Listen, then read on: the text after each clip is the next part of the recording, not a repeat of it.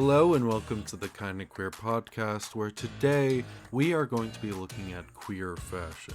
Now, this is just a sample. It is not going to be a full podcast. I will eventually translate it into a full podcast, but I wanted to start with something simple. Well, it's not simple at all, actually. But I wanted to look at some of the questions that I received in class. And one of the questions that I got was, what are the origins of queer fashion, and how far back in history does it go? And that's a very complicated question. For one, I wanna read a quote from Lenin's 2010 chapter on gender in the Berg Encyclopedia of World Dress and Fashion, focused on West Europe. According to Anne Hollander, the history of dress so far has to be perceived as a duet for men and women performing on the same stage, and the arrangements of each are always being made with respect to the other. Underlying this assumption is the process of heteronormativity, producing and reproducing two sexes that are defined by their respective relation to each other. The reason why I want to bring that quote up is that one of the reasons why this question is so complicated is because the concept of queer and gay and sexuality as we know them today did not exist until really the 1900s. And so we can look back in history and we can assume, we can reflect, we can kind of make judgment calls on things that might have been seen as queer in nature as we know them today. But a lot of fashion, going all the way back, deals more with race and the construction of gender norms. And also class, of course. Class is a very important subject of this. We can go as far back as the ancient Greeks, and we can see that there are certain things, certain philosophers, and letters and notes and stuff, where we kind of get this idea that queer life has probably been around for as long as humanity, but without the terms that we know them to define them. Going back to as early as the Middle Ages within Europe, what we see is we see eroticism and gender start to play a huge role. We see this in the advent of, say, cod pieces. There is a painting of Archduke Ferdinand of Tyrol, not the World War one, which was by Jacob Seisinger from 1548, and we kind of start to see where the role of gender and potential relation to power and class come into play, where we see in the image Ferdinand of Tyrol has, these tights that really show off the legs and shorter pants and all of that sort of thing. To quote the same Leonard from the chapter of gender, doublets became shorter and tights were worn to reveal men's legs. By the 16th century, lavishly decorated codpieces were worn and became a symbol of social and personal power, and women's arms, busts, or hips were celebrated as erotic zones. Men, in contrast, show their legs, and for a long period, these counted among the male erotic zones. And a fascinating part about this is that we actually see men padding their calves under tights or leggings or their pants, because that was seen as erotic in some way. And so in the terms of sexuality as it relates to sex and the erotic, we start to see sort of queer fashion kind of start to get up on that precipice. In more specific or overt reference to queer fashion, we start to see something within the advent of Oscar Wilde, Beau Brummel, and Lord Byron within the early to late 1800s. Oscar Wilde's trial in 1895 was a very important moment in that it kind of brought sexuality and homosexuality into more mass well-known appeal in that he was put on trial for his sexuality.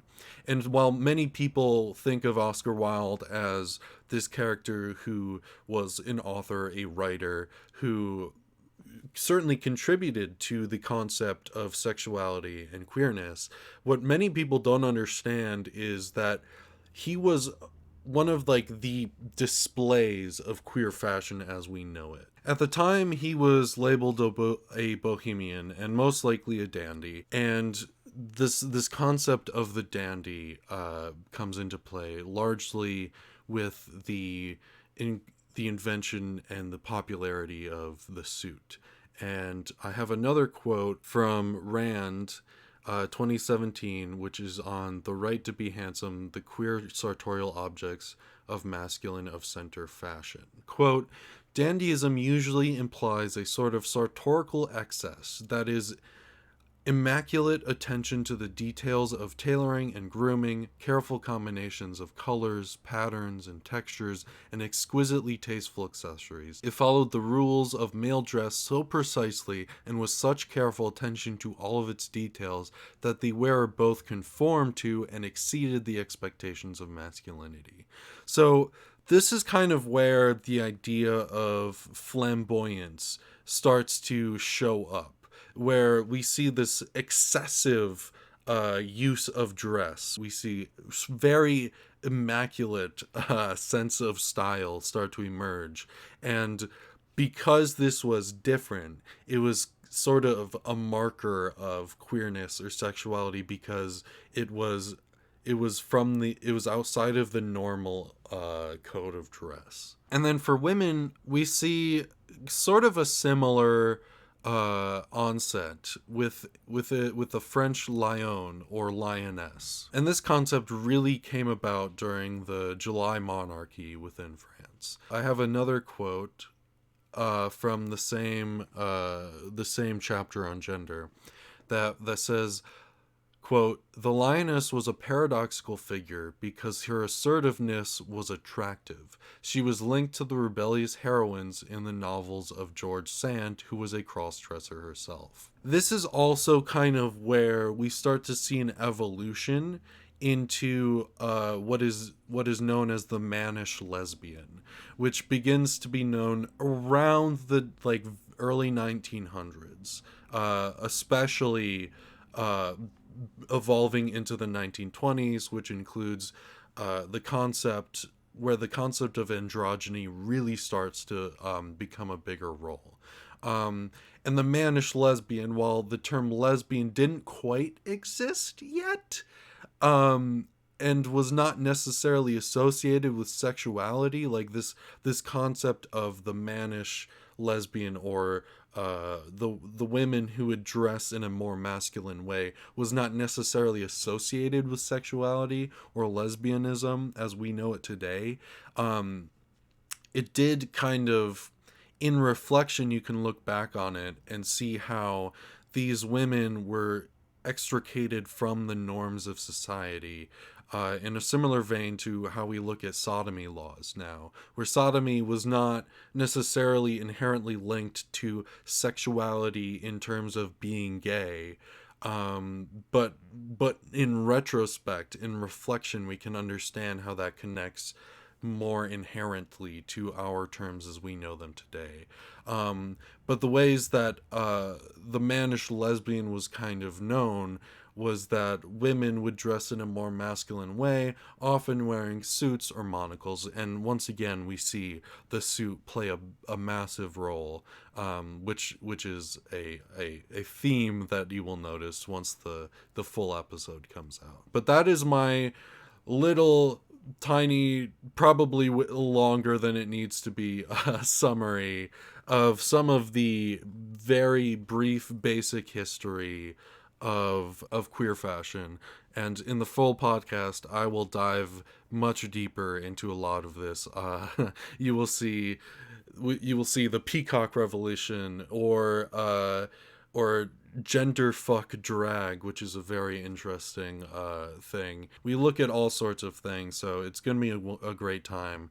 And we're gonna look at some more recent things such as like the addition of media, social media, YouTube, and how the advent of YouTube kind of allowed for transness to appear in terms of fashion more greatly, in that we see YouTubers showing DIY projects and how to make gaffs or things like that.